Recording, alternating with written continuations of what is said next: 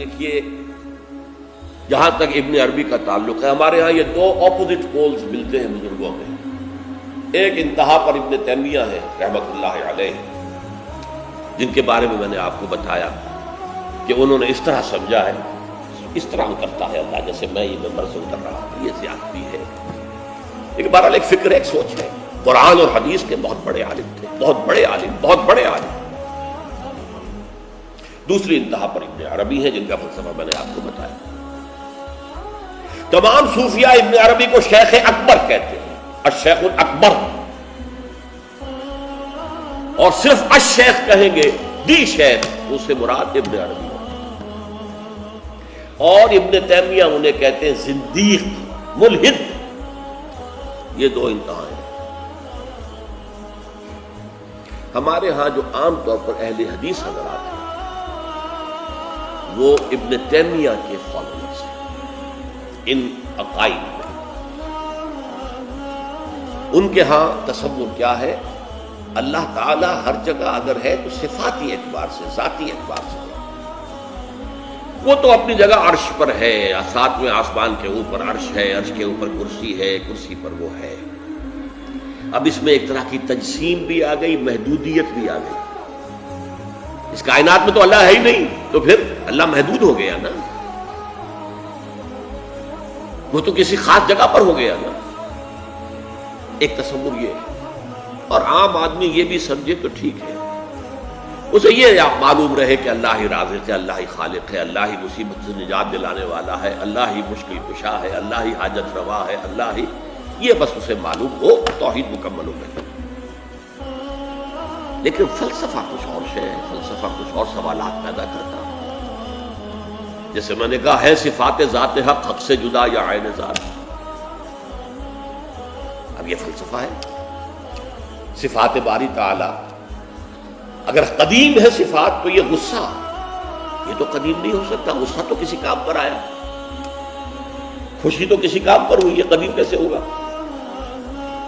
تو عین یا غیر، لا عین ولا غیر. اور جس کو میں تعبیر کرتا ہوں کہ من وجہ عین ذات ومن وجہ آخر غیر ذات. اب اس سلسلے میں علامہ اقبال نے جو بات کہی ہے، جو پروفیسر یوسف سلیم چشتی مرحوم نے مجھے بتایا تھا کہ انتقال سے صرف 3 ماہ قبل یہ اشعار کہے. وحدت الوجود کے، پینتھیزم کے، دونوں کے شدید مخالف تھے علامہ اقبال شروع. اسی لیے وہ حافظ کو بھی بہت بڑا گمراہ کن شاعر سمجھتے تھے، اس لیے کہ وحدت الوجود کے عامیانہ انداز میں جو ہے وہ شاعری میں جب اس کو آ گیا ہے تو عوام کے زبان پر جب چڑھا ہے تو وہ اس کے ڈانڈے پینتھیزم سے مل گئے، عوام کے اندر اس کا تصور ہی ہو گیا. لیکن آخر میں انہیں بھی آنا پڑا ہے. تو اے ناداں دلے آگاہ دریاب، اے نادان وہ دل تلاش کر جو آگاہ ہو، ہر چیز سے واقف ہو.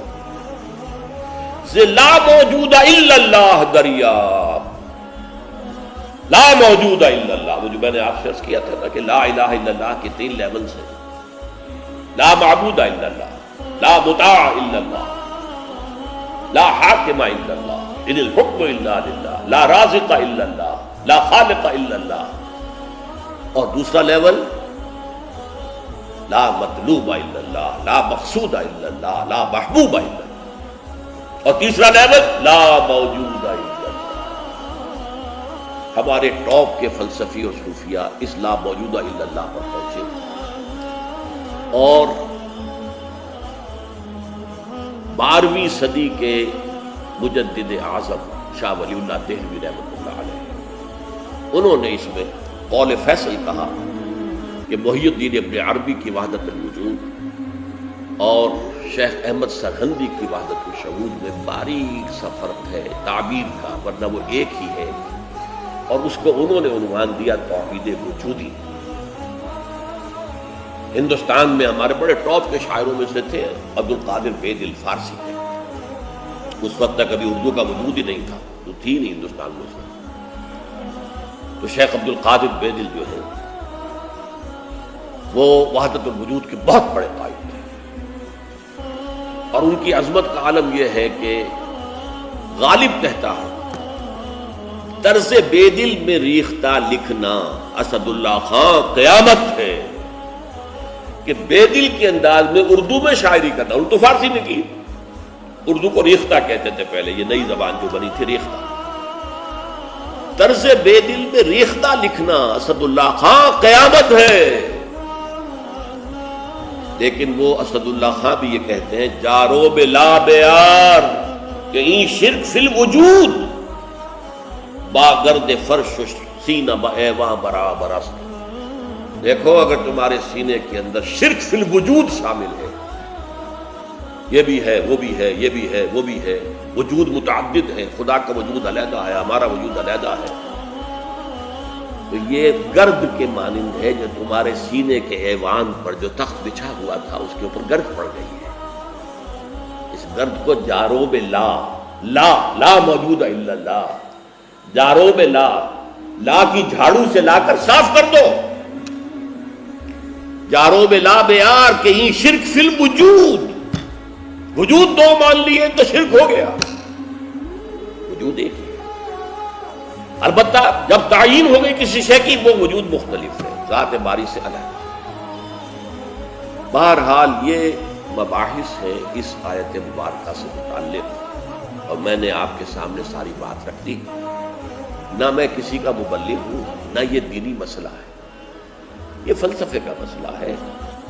اب فلسفے میں بہت سے مسائل ایسے پیدا ہو گئے، سائنس کے مسائل ہیں کہ جو کتاب و سنت یا کم سے کم حدیث کی بات چیزوں سے ٹکراتے ہیں، تو اس میں آدمی غور کرے گا، سوچے گا. اسی طریقے سے یہ فلسفے کے مسائل ہیں جو ہمیشہ سے جن پر کام ہو رہا ہے. لیکن یہ دین جو ہے وہ شریعت اور طریقت کا نام ہے. حقیقت کو چھوڑ دو، حقیقت جو ہے بس ہے.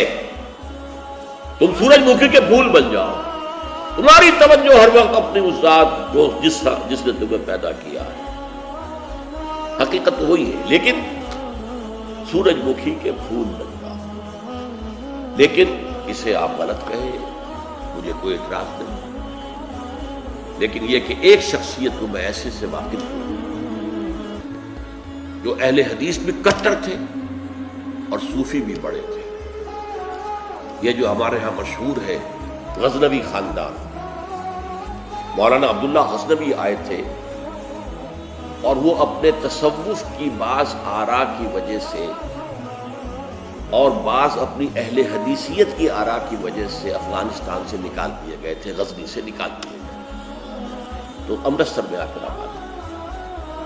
ان کی اولاد ہے یہ غزنوی خاندان.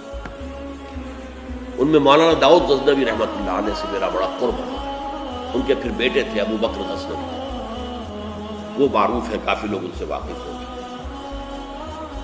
داؤد غزنوی رحمۃ اللہ علیہ یہ دو متضاد چیزوں کا مجموعہ تھے، تصوف بھی اور اہل حدیثیت بھی. عام طور پر اہل حدیث کی ساری توجہ ظاہر پر رہتی ہے، وہ باطن میں جھانکتے ہی نہیں، اندر نہیں جاتے، فلسفے سے کوئی تعلق نہیں. لیکن فلسفہ اور تصوف کے جڑے ہوئے آپس میں چولی دامن کے ساتھ. انہوں نے ایک دفعہ منٹگمری میں جو سائیوال کہلاتا آ کر تقریر کی.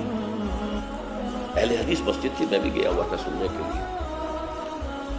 انہوں نے وہ اہل حدیث نوجوانوں سے کہہ رہے تھے کہ دیکھو تم اپنے مسلک پر قائم رہو، ہم غیر مقلد ہیں، ہم کسی کے مقلد نہیں ہیں، نہ ابو حنیفہ کے نہ مالک کے، لیکن کبھی بھی ان ائمہ کی توہین نہ کرنا. یہ ہمارے عام نوجوان جو کہتے ہیں ابو حنیفہ کو کیا پتا تھا، ابو حنیفہ کے پاس تو علم ہی نہیں تھا، ابو حنیفہ تو جو ہے علم حدیث میں کورے، یہ توہین کے الفاظ کا بھی استعمال. اچھا، اس واعظ کے ساتھ انہوں نے مثال دی کہ دیکھیے شیخ محی الدین ابن عربی رحمۃ اللہ علیہ کے سب سے بڑے مخالف شیخ احمد سرہندی رحمۃ اللہ علیہ تھے، دونوں کے لیے رحمۃ اللہ علیہ کہا. میں حیران ہو گیا، یہ وہابی آدمی، کٹر وہابی اہل حدیث، اور یہ شیخ ابن عربی رحمۃ اللہ علیہ کیا ہے. خیر میرے دل پر بھی اثر ہوا کہ بڑی وسعت ہے ان کے فکر و نظر میں. میری اہلیہ کے چچا تھے، ان کے ایک بیٹے، سب سے چھوٹے بیٹے یہاں مجمع میں موجود بھی ہیں، شیخ فضل الرحمان مرحوم. ان کے بہت گہرے تعلقات تھے. یہ جو خاندان غزنوی خاندان سے، انہوں نے شام کو کھانے پر بلایا، مجھے بھی بلا لیا، میں ان کا داماد ہی تھا. تو وہاں میں نے کہا کہ حضرت آپ نے شیخ ابن عربی کے ساتھ رحمت اللہ علیہ کے الفاظ استعمال کیے، جبکہ ابن تیمیہ نے کوئی شرعی گالی چھوڑی نہیں ان کے لیے. زندیق، ملحد، اور آپ اہل حدیث ہیں، یہ کیسے ہوا؟ میں ان کی عظمت کا قائل ہو گیا، ان کی آنکھوں میں آنسو آ گئے. کہنے لگے ڈاکٹر صاحب یہ دونوں ہمارے بزرگ ہیں، ہم خرد ہیں، آپس کے اختلافات ہو جاتے ہیں، ہم چھوٹے ہیں، خرد ہیں، خرد رہنے ہی میں عافیت سمجھتے ہیں، ہمارے لیے دونوں محترم ہیں. اور مسجد میں انہوں نے ایک مثال بیان کی تھی کہ شیخ احمد سرہندی رحمۃ اللہ علیہ نے شیخ ابن عربی کے بارے میں اپنے مکتوبات میں لکھا ہے، ما ذل بردار خان ایشانم لیکن چکنم معاملہ صفات باری تعالی، کہ ہم شیخ ابن عربی کے دسترخوان کے جھوٹے ٹکڑے کھانے والوں میں سے ہیں. کون کہہ رہا ہے؟ مجدد الفسانی کہہ رہا ہے. ما ذل بردار خان ایشانم، ان کے دسترخوان کے سوکھے جوڑے ہوئے جھوٹے ٹکڑے کھانے والوں میں سے ہم ہیں.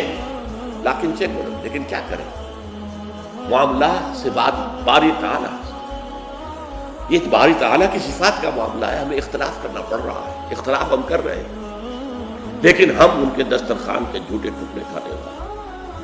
یہ کہہ رہے ہیں شیخ احمد سرہندی رحمۃ اللہ علیہ، جن کے بارے میں مشہور ہے کہ ابن عربی کا یا تو مخالف اول ابن تیمیہ رحمۃ اللہ علیہ، اور یا پھر مخالف دوم جس نے جوابی فلسفہ پیدا کیا وہ شیخ احمد سرہندی رحمۃ اللہ علیہ. تو یہ ہے کہ ان چیزوں کے بارے میں اپنے سینوں کو وسعت دیجئے. آپ ابن عربی کی نبات کو چھوڑ دیجئے، پھینک دیجئے، لیکن توہین نہ کیجئے، اس کو خام خواہ کفر سے تعبیر نہ کیجئے. یہ چیزیں جو ہیں، اور پھر ہمارے سارے صوفیہ جو اس کے قائل ہیں، پھر ان سے بدزنی ہو گئی. میں صرف اس لیے کہ وہ بدزنی اور دلی نفرت کا معاملہ ختم ہو جائے، میں یہ ساری بحث اس لیے کیا کرتا ہوں، ورنہ میرے عام دروس میں ان مسائل پر گفتگو نہیں ہوتی. بڑے گہرے مسائل ہیں اور ان کا سمجھنا عام لوگوں کے لیے ممکن بھی نہیں ہے، بلکہ عام آدمی کے، یہ جس کو کہتے ہیں نا ہوشدار کے رہ بردم تیغست قدم را، ہوشیار رہ جاؤ، یہ تم جو چل رہے ہو یہ تلوار کی دھار کی طرح کا راستہ ہے، کاٹ کے رکھ دے گا تمہیں. جیسے ہم کہتے ہیں پل صراط جو ہے وہ بال سے زیادہ باریک ہوگا اور تلوار کی دھار سے زیادہ تیز ہوگا، جس پر سے گزرنا ہے قیامت میں. یہ کہاوت ہے. هي الحلقات تحفظني بآيات من القرآن، هي الحلقات تملأني بحب المصطفى.